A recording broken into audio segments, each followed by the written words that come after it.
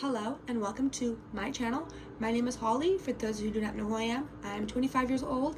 I'm an adult doll collector. I collect Cabbage Patch Kids and other dolls. I live here in California. Welcome to my channel. How are you guys doing today? I want to come at you with a video. I'm going to try my best to do this video because I'm not great at explaining things.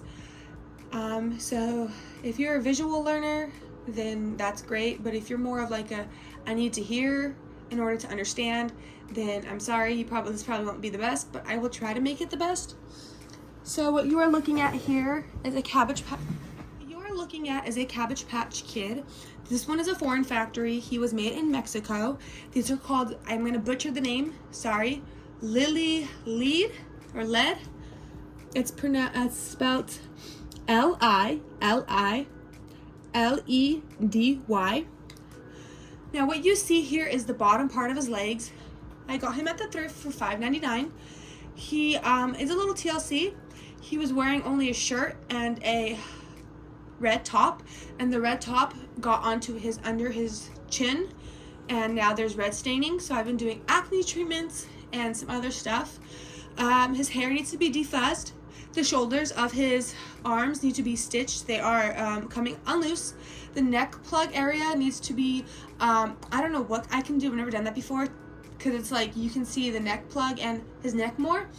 And of course, his kneecap, the back of his leg, his toes, and his ankle are messed up. If you can see this leg, it's more skinnier than this leg. That indicates that the stitching is messed up. I'm going to give a little disclaimer here. These are made in a factory. They've had different factories make them, of course. They've had China, Mexico, South Africa, Japan. They've had all types of places make them. The more like popular ones, the Calico ones, were made in China. They do have some that were made in like Hong Kong as well. And so when you do this stitching, it's going to not be as accurate as the factory. They might have used something different. It's going to be a little bit not a perfect match, but usually at the end of the day, cabbies are wearing clothing, shoes, socks, so you won't really see as much, but try to do as best as you can. Sometimes it takes a little bit of practice. Practice makes perfect. So yeah, today's video we are going to be doing ankles, which is right here. It is super simple and super easy. I will be doing different videos on the kneecap. The kneecap is also connected to the back of the leg, and I will be doing toes. I'm very nervous about doing toes because I've only done toes 3 times and I suck at them. So maybe if I get a little bit more practice, I'll do them on camera, but I want to do a toes video in the end. I do have my camera kind of set up in an awkward way, so I'm really hoping you can see, but also I can do this. You're going to need 3 tools. It's very simple. You're going to need scissors. Of course, I always use small scissors on cabbies. I never use like scrapbooking scissors, meat cutting scissors, or I don't use little like just regular scissors that you would open like mail or like child cutting scissors. I use more smaller scissors. They're like almost hand size. I get these at the local Dollar Tree. You're going to need embroidery floss. Some people call it candy floss, embroidery floss. The reason why you're going to need embroidery floss is because if you use regular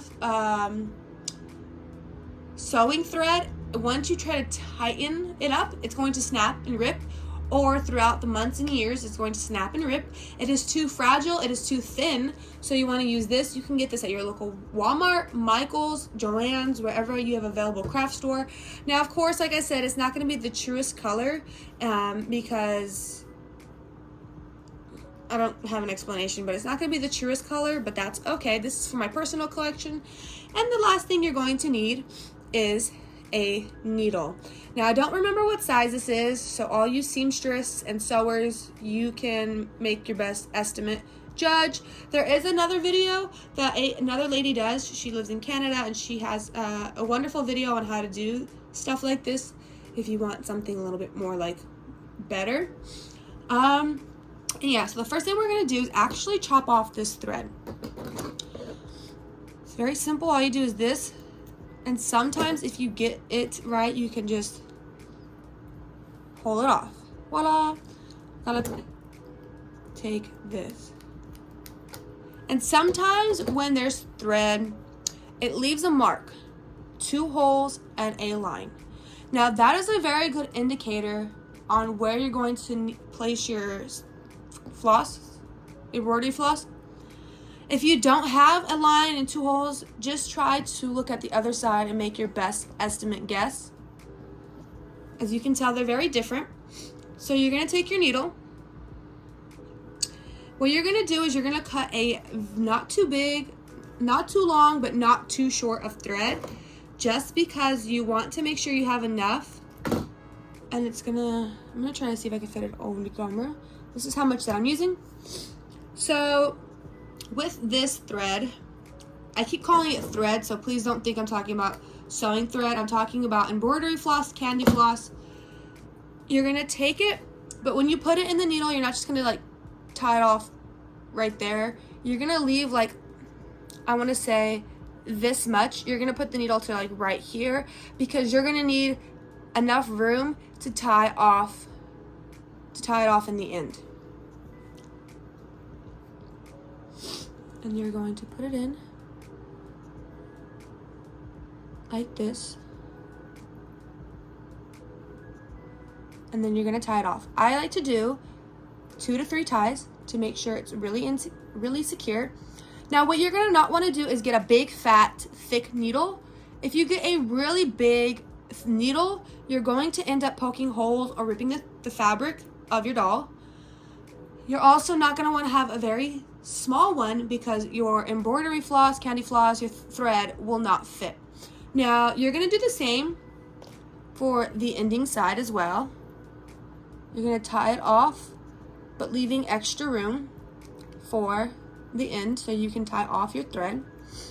This is very simple, very easy. I think this is more easier than the toes or a kneecap, because the kneecap, like I said, is connected from this to the back. But once you learn and once you get the hang of it, I'm sure that you'll be a pro in no time. So you're going to take your little needle and you're going to see where the hole is at. So my hole looks like it's right here. So you're going to poke it through and you're going to make that needle go out to the other side where the same hole is placed. And it's going to be a little difficult because obviously it's inside of a cabbie. And you're going to pull the whole thread through very carefully, because like I said, if you do it too fast or if you have a big enough needle, you might accidentally rip your thread. Now when it comes to foreign factory cabbies, Headmold 17, Headmold 19, Popcorn Girls, they're a little bit more valuable in price if you were trying to sell them. And so you don't want to ruin your foreign factory and then you're out $500, which I'm not selling this. I am a doll collector. He does have a piece of like on his.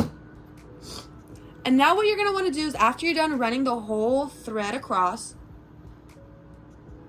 you're going to want to cross it over the leg or over the knee, over the ankle. Cross it over. Just like that. Then the same hole you made, the same hole you put the needle through, you're going to put it through again. I like to do it 2 to 3 times to make sure it's very secure. And you're going to try your best to get it right where the thread is at. Sometimes, like I said, it's not going to be as accurate as the factories, because unless you have worked for Coleco and know the tips and tricks. So yeah, if you don't tighten it, it's going to look very fat and chubby. So you're going to pull it, not too tight, but look, it looks better already. And then you're going to do it again. Cross it over, put your needle through the same hole, and now it's going to be a little bit difficult because the leg is tightened. And you're going to poke it through the other side as best as you can. I feel like get really close and personal on the camera, so I'm sorry if I'm screaming. And you're going to pull it through as gently as you can, and then you're going to pull it and tighten it. Ooh, I almost broke it. You heard that rip? And Voila. Now, like I said, it's not going to be as accurate, and also his toes are coming undone, so it's going to look fatter. But now you're like, if you cut it right now, it's going to dangle, this part right here. So in order to secure this thread, and now you're not going to keep all of this thread, you're going to go on the side where you just put your needle through, and you're going to like bend the foot back just a little bit so you can get a clear space of room. And you're going to go under the thread on this side as best as you can. Come on. Make sure it's run through.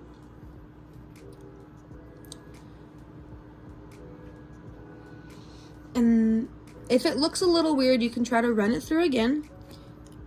Break the foot a little bit and go under the thread. Sometimes you're going to accidentally, your needle's going to want to poke your cabbie's foot. I'm not trying to get that one, I'm trying to get the other one. Okay.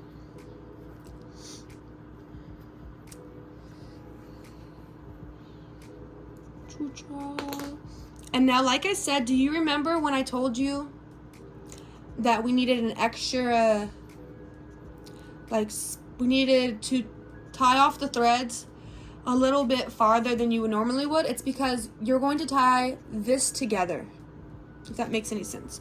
So you're going to cut off the thread,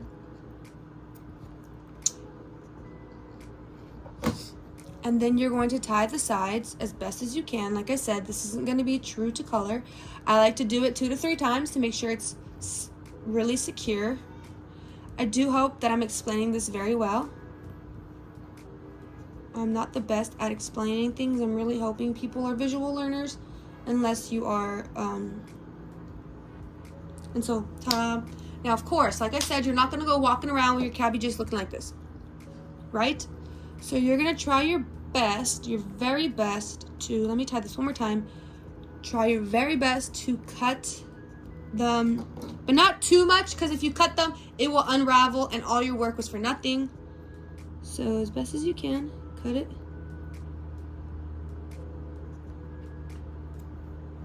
Ta-da! I think I might have cut it a little too far. And then again, ta-ta. Now, of course, because you tied it off, it is going to be a little bit of like a,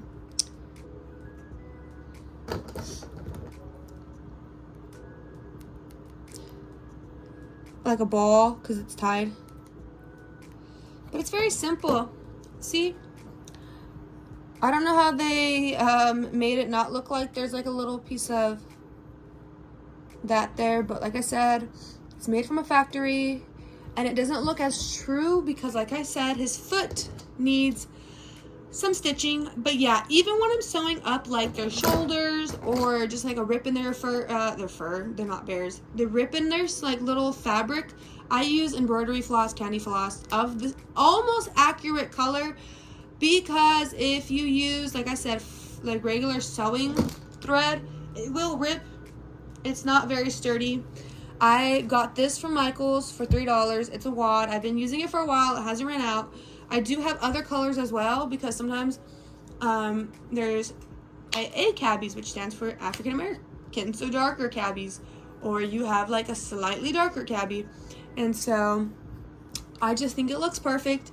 Stay tuned for another video of how to. I will be showing you guys how to do the kneecap, and along the way, once I have other cabbies that need hand stitching, finger stitching, toe stitching, I will do that. Thank you guys so much for watching. Please, if you liked this video, make sure to comment, like, and subscribe. It is free. You do not have to, but I would mainly appreciate it if you want to see more videos and get more knowledge about Cabbage Patch Kids. Thank you so much for watching, and I hope you have a great rest of your day. Take care, be safe, and I love you. Bye!